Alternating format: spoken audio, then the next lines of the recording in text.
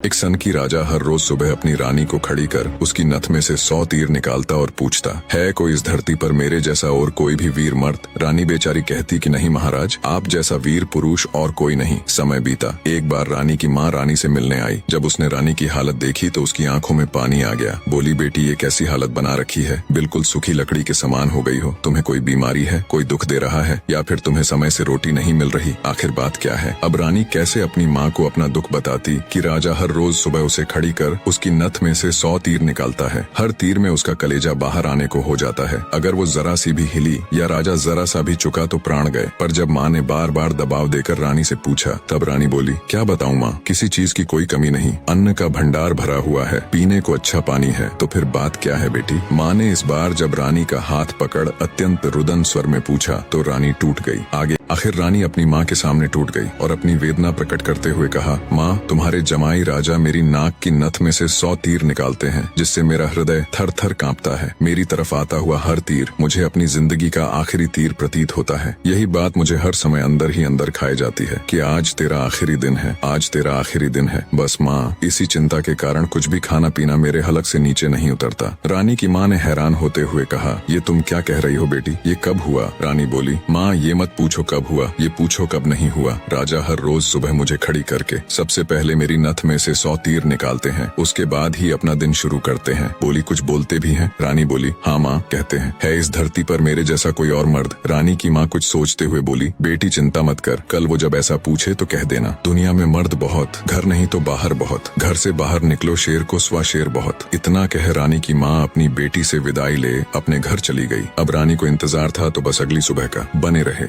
राजा ने सोती हुई रानी को हाथ पकड़कर उठाया और कहा, रानी आ जाओ, समय हो गया। रानी ने सोचा, हे भगवान, बस आज और बच जाऊं, फिर तो जो माँ कहकर गई थी वो बोल दूंगी। और उठकर बाग में जाकर आंख बंद करके अपनी नथ पकड़कर खड़ी हो गई। राजा ने रोज की तरह एक के बाद एक 100 तीर रानी की नथ में से निकाले। तीर निकाल राजा बोला, बोल रानी, है दुनिया में मेरे जैसा कोई और शूरवीर मर्द? रानी हिम्मत जुटा बोली, महाराज, दुनिया में शूरवीर मर्द बहुत, घर नहीं तो बाहर बहुत। आप बाहर निकल के देखो, शेर को सवा शेर बहुत। राजा हैरान होते हुए बोला, ठीक है रानी, अगर यही बात है तो कुछ खाने का सामान दो, मैं जा रहा हूँ बाहर शूरवीर मर्द देखने, मैं भी तो देखूं, है कोई मुझसे ज्यादा शूरवीर मर्द इस दुनिया में। थोड़ा बहुत खाने पीने का सामान ले राजा निकल पड़ा। चलते चलते एक कच्चे रास्ते पर हो लिया। थोड़ी दूर ही चला तो आगे देखा, एक आदमी रास्ते के किनारे पर लेटा ऊपर की तरफ एकटक देख रहा है। राजा को बड़ा कौतूहल हुआ। ऊपर की तरफ देखा तो उसे सिवाय सूर्य की तेज किरणों के कुछ दिखाई नहीं दिया। गया जिज्ञासावश उसके पास और पूछा, क्यों भाई, ऊपर क्या देख रहे हो? बने रहे।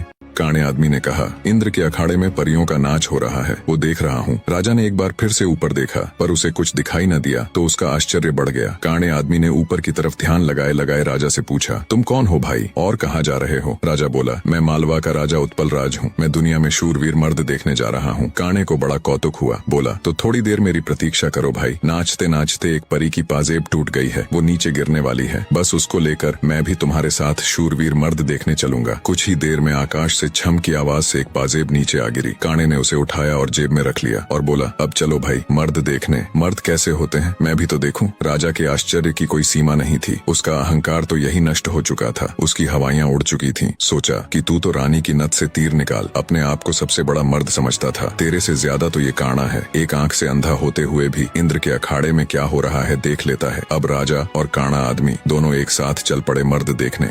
राजा और काणा आदमी अभी कुछ दूर ही चले थे। आगे एक नौजवान व्यक्ति धनुष बाण लिए किसी की प्रतीक्षा में बैठा था। राजा ने उससे भी पूछ लिया, क्यों भाई, कैसे बैठे हो? व्यक्ति बोला, अपने दोस्त का इंतजार कर रहा हूँ। राजा बोला, कहाँ है तुम्हारा दोस्त? व्यक्ति बोला, मैंने 100 कोस पर तीर मारा है, उसे लेने के लिए गया है। इतना सुनना था कि राजा के पैरों नीचे से जमीन खिसक गई। कहानी को बीच में रोक आपकी जानकारी के लिए बता दूं, पुराने समय में दूरी मापने के लिए किलोमीटर या मीटर नहीं बल्कि तब के लोग कोसों के द्वारा ही दूरी को मापते थे। उस समय के एक कोस का मतलब आज के लगभग 3 किलोमीटर है। तो नौजवान व्यक्ति ने राजा और काणे आदमी से पूछा, तुम लोग कहाँ जा रहे हो? काणे ने कहा, मर्द देखने। उत्सुकतावश नौजवान ने कहा, तो भाई हम भी चलेंगे तुम्हारे साथ मर्द देखने, बस थोड़ा इंतजार करो, मेरा दोस्त अभी मेरा तीर लेकर आता ही होगा। राजा बोला, 100 कोस से आज ही थोड़े न आ जाएगा, उसे तो कई दिन लगेंगे। नौजवान ने मुस्कुराते हुए कहा, नहीं मान्यवर, उसे 100 कोस से जाने और आने में सिर्फ 1 घंटा लगता है। थोड़ी ही देर में एक लंगड़ा व्यक्ति नौजवान के द्वारा छोड़ा हुआ तीर हाथ में लेकर आता है। अब राजा को काटो तो खून नहीं रानी की नथ में से तीर निकाल खुद को मर्द सूरमा समझने वाले राजा को अब एक से एक बड़े सूरमा टकरा रहे थे। वो जिस बिल में हाथ डाल रहा था वहीं से सांप फुफकारते हुए निकल रहे थे। एक काना आदमी जो एक आंख ना होते हुए भी इंद्र के अखाड़े में परियों का नाच देख रहा है। एक युवा पराक्रमी नौजवान 100 कोस तक तीर मार रहा है। एक अपाहिज लंगड़ा आदमी 100 कोस की दूरी सिर्फ 1 घंटे में नाप देता है। बोझिल कदमों के साथ राजा अब उन तीनों के साथ आगे चल पड़ता है। चलते चलते वे एक नगर में पहुंचे जहां एक राजा की लड़की का स्वयंवर चल रहा था। स्वयंवर की शर्त थी कि जो व्यक्ति 50 कोस से 2 घंटे में हंसता पान बोल सुपारी ला देगा उसी के साथ रानी का विवाह कर दिया जाएगा। चारों में से लंगड़ा ही इस काबिल था जो कोसों की दूरी मिनटों के हिसाब से तय कर सकता था। अंततः चारों की सलाह पर लंगड़ा व्यक्ति स्वयंवर की शर्त पूरी करने के लिए तैयार हो गया और शर्त अनुसार हंसता पान बोल सुपारी लाने के लिए चल पड़ा। धीरे रानी के स्वयंवर की शर्त अनुसार लंगड़ा व्यक्ति तेजी के साथ उस दिशा में बढ़ने लगा जहां हंसता पान बोल सुपारी का पेड़ था। अपनी दिव्य गति से थोड़े ही समय में वो उस पेड़ के पास जा पहुंचा। उसने सुपारी तोड़ी और अपनी जेब में डाल ली। सोचा अभी तो बहुत समय है, क्यों ना थोड़ी देर सुस्ता लिया जाए। ये सोचकर वो उस पेड़ के नीचे सुस्ताने के लिए लेट गया। ठंडी हवा के झोंकों से जल्दी ही उसकी आंख लग गई। उधर तीनों की समय बीतने के साथ साथ चिंता बढ़ रही थी। 2 घंटे पूरे होने को आए थे, बस थोड़ा समय ही बचा था। नौजवान तीरंदाज ने कहा, इतना समय तो उसे कभी नहीं लगता, जरूर कुछ बात है। काने आदमी ने कहा, रुको मैं देखता हूँ। जब काने ने देखा तो वो पेड़ के नीचे सो रहा था और पेड़ से एक खूंखार जहरीला सांप उसे काटने के लिए उसकी तरफ बढ़ रहा था। जब ये बात उसने साथियों को बताई कि वो तो सो रहा है और एक जहरीला सांप उसकी तरफ बढ़ रहा है, तब तीरंदाज नौजवान ने काने से कहा, तुम मेरे तीर का निशाना सांप के फन पर लगाओ। काने ने कहा, हाँ ये ठीक है, निशाना लगाकर मैं हुंकारा भरूं तब तुम तीर छोड़ देना। बस 2